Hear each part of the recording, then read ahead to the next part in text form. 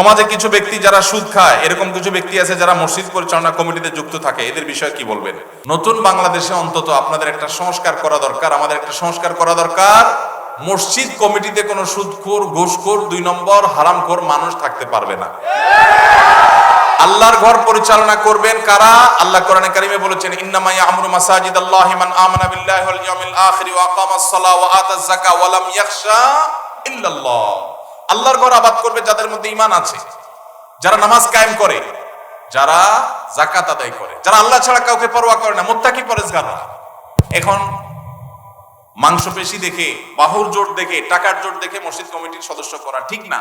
এই জায়গা থেকে আমাদের বের হয়ে আসতে হবে। তবে হ্যাঁ, আমাদের অনেক কমিটির ভাইরা আছেন যারা হয়তো নিজেরা সঠিক পথে ছিলেন না, মসজিদের সংস্রবে আসার পর, দায়িত্ব পাওয়ার পর তারা নিজেদের পরিবর্তন করেছেন।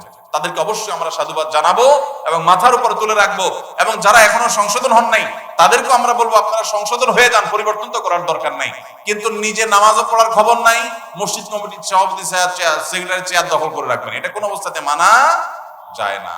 আমাদের নিজেদেরকে পরিবর্তন করার সিদ্ধান্ত নিতে হবে।